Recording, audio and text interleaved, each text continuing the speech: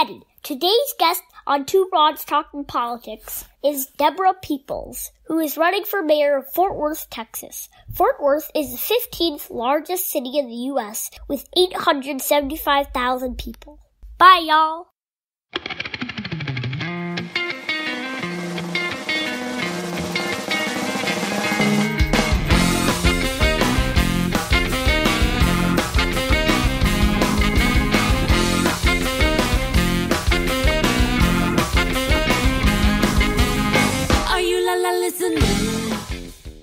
Hi, everyone. This is Kelly with Two Broads Talking Politics, and I'm on today with Deborah Peoples, who is running for mayor of Fort Worth, Texas. Hi, Deborah.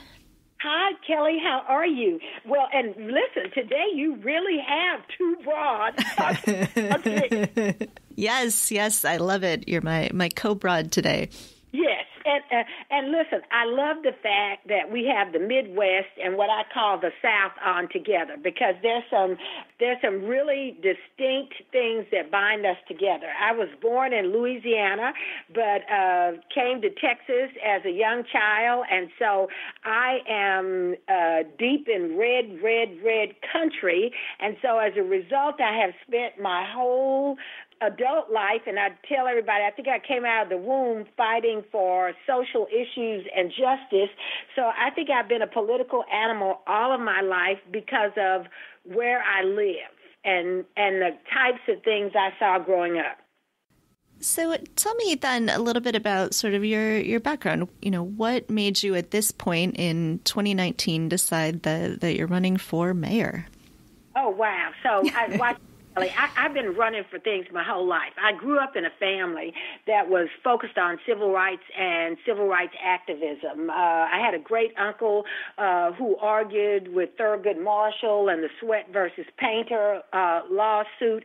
And so I grew up, and that was to desegregate the University of Texas law school. And so I grew up in a family that preached activism. And when I went to college, and this is how I know your listeners are going to know they're talking to an old broad. My very first presidential campaign that I worked on was the George McGovern campaign.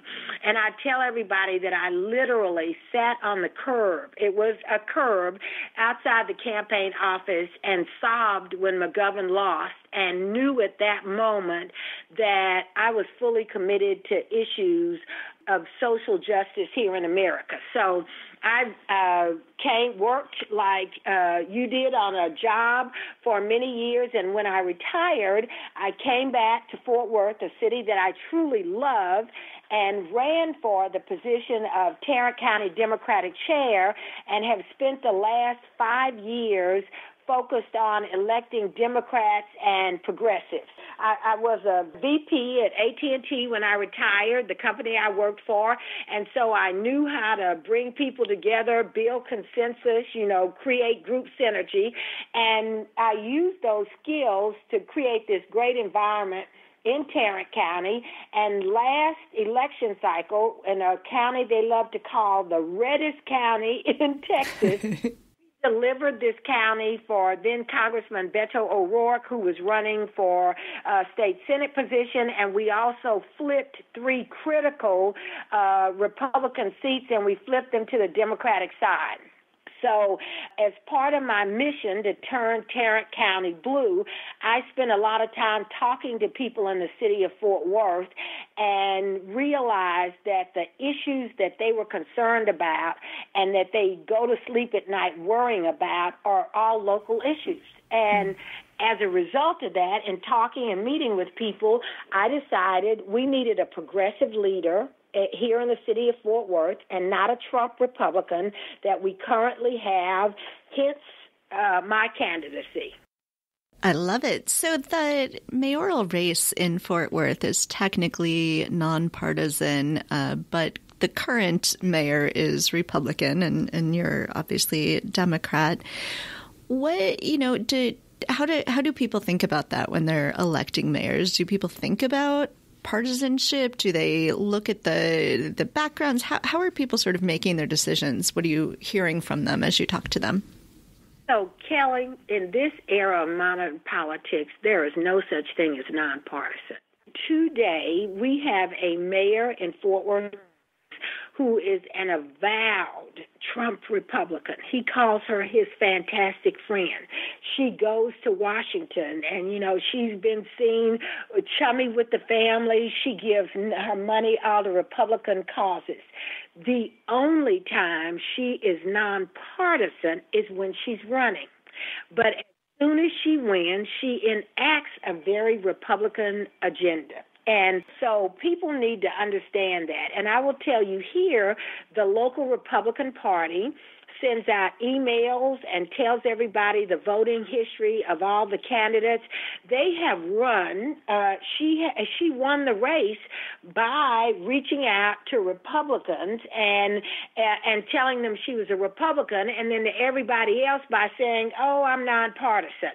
So, I think people since 2016 are waking up to the fact that we have these very partisan people running progressive cities, and they're tired of it. I assume you're talking to lots of people as you're going around and running for mayor. What are the people saying? What sorts of issues? You said people care about sort of what's happening locally. What are those issues? What are the things that are really worrying people in Fort Worth right now? What are the changes they'd like to see?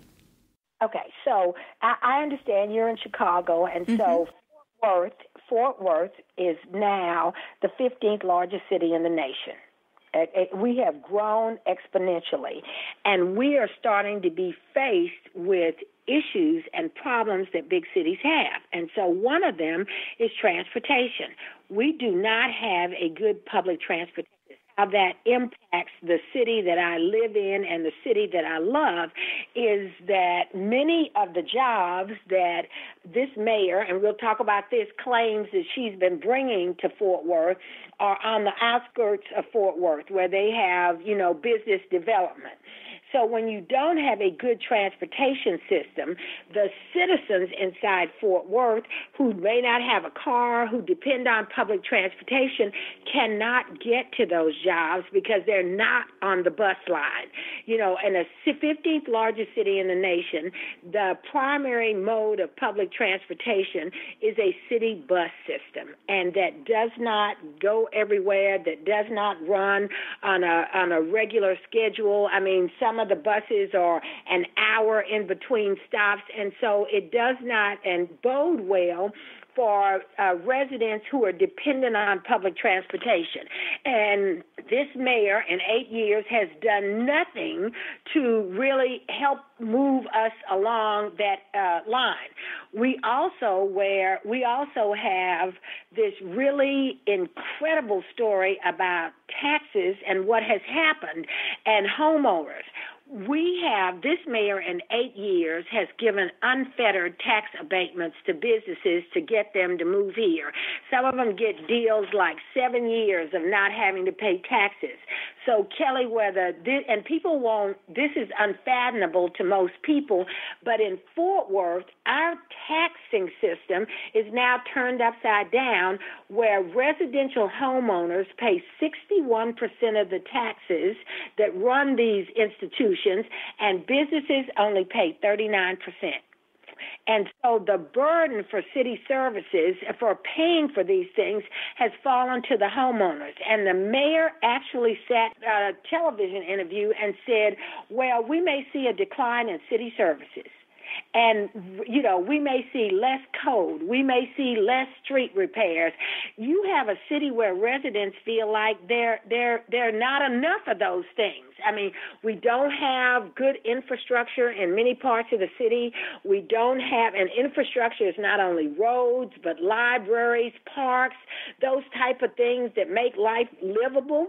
We don't have good jobs in many parts of the city. They are scattered around the outskirts of Fort Worth, and people can't get to them. Small businesses are drowning here because we don't have the resources to help small businesses. Our homeless population has increased by 5% year over year over year, and we are starting to see tent cities all around the city. And we have a mayor that sits here and talks about everything's rosy, but the city is falling down around her, and she doesn't get it. What does the makeup of sort of the city council look like? What's sort of the relationship between the mayor and the overall city council, and how big is that? I'm so glad you asked. Because currently today we have 8 city at-large single-member district seats that sit on the council, and then there's the mayor. So, Kelly, a funny thing happened several years ago. The citizens of Fort Worth voted on what is known as a 10-1 plan. We voted to go from 8 council seats to 10 council seats. But guess what? We are not implementing that, okay? It is taking us about 6 years to implement it because the city is becoming a minority-majority city. We have about 20% African Americans. We now have about 35% Latinos in the city. So what this 10-1 plan would have done, or has the potential to do, is create 2 more seats for probably Latino citizens. And so what does that do for the mayor? It created this potential progressive, the creation of potentially a progressive council.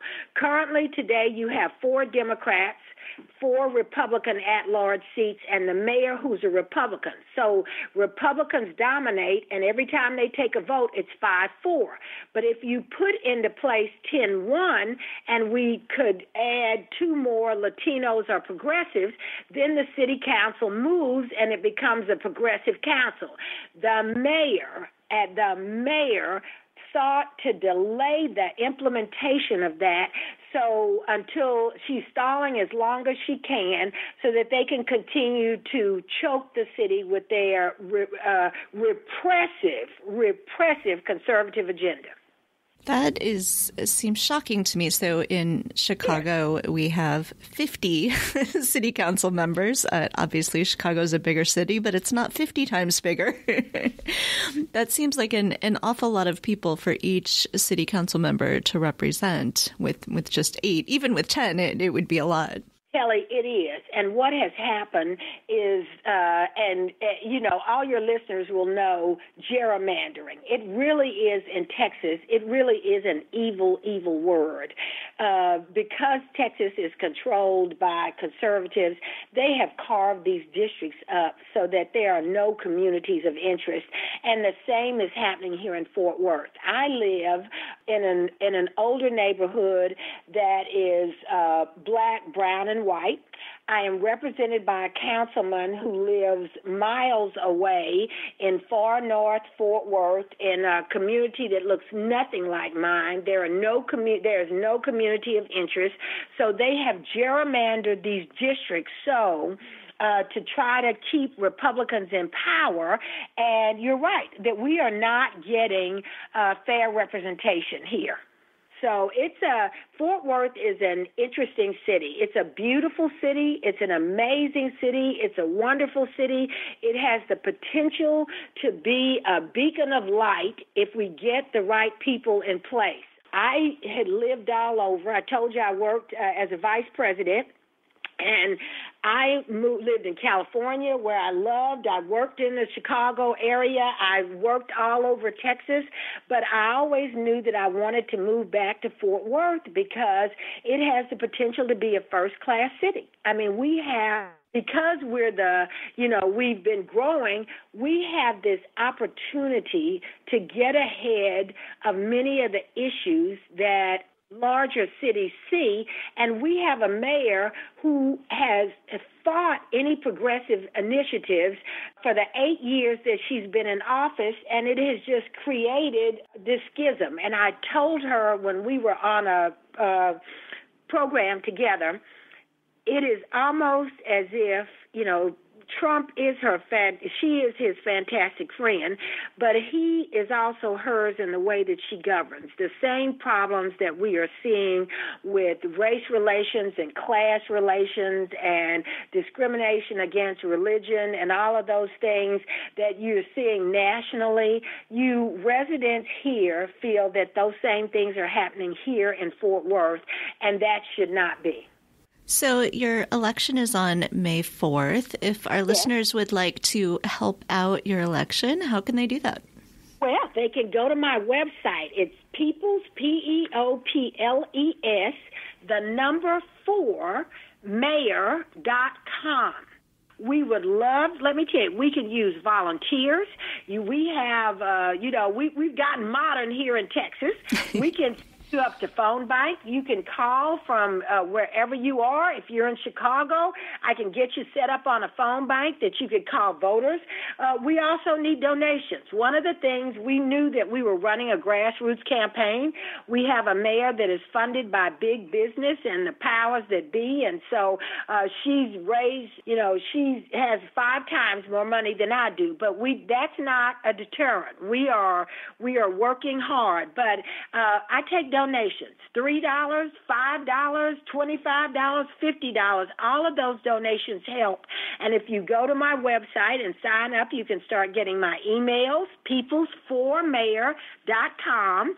And I will tell you, urge your friends and family in Fort Worth, Texas, to get out and vote. This is you won't believe this. You will not believe this, but this is a low voting election in a city of 1 million people with 480,000 registered voters.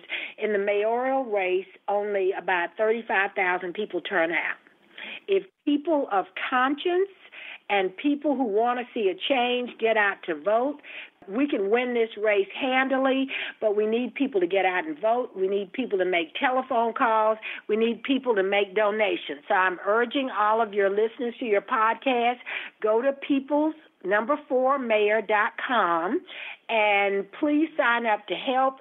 Please make a small donation or a larger donation. We, about a year and a half ago, a little over a year ago, we did an episode all about Texas. And what we heard over and over and over again in Texas from people there was that Texas is not a red state. It's a non-voting state. That is so true. I mean, when you have that type of voter turnout, I mean, less than 10% of registered voters, is about 8%, elected a mayor, and she likes to tell people she is wildly popular. She won with 22,000 votes.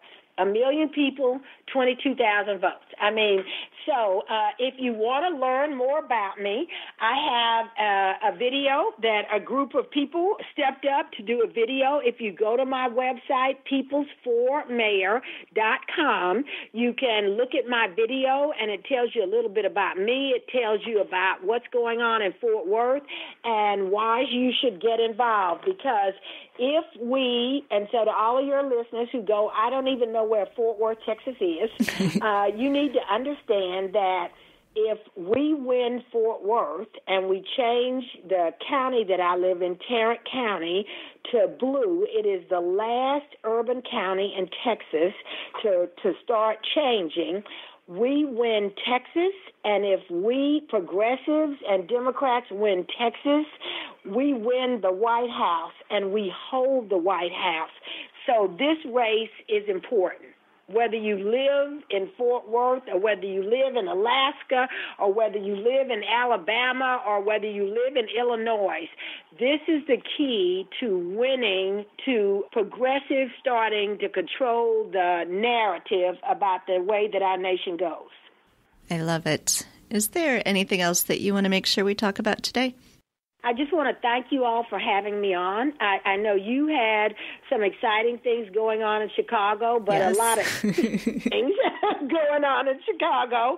But I tell everybody, all politics is local. And so if you're not engaged, for all the people out there who say I only vote in presidential elections, I'm a 4-year voter, voting, people who are sitting making decisions about things that impact your life, okay, are people that are at the state level and the local level, and you just can't vote nationally. You have to vote in every election to start seeing a change in how this nation is being run. Thank you so much, Deborah, for stepping up and running for mayor, and thank you for talking to me today. No, thank you, Kelly, and I hope it's nice up there today. We're enjoying a beautiful Texas spring day down here. I'm going to go plant my tomato plants and go check on my honeybees. I think our snow is finally melting, so. Good. All right, thanks, Deborah. Thank you. Okay. Thanks for listening to Two Broads Talking Politics. Our theme song is called Are You Listening? Off of the album Elephant-Shaped Trees by the band Immunuri, and we're using it with permission of the band. Our logo and other original artwork is by Matthew Wethlin and was created for use by this podcast.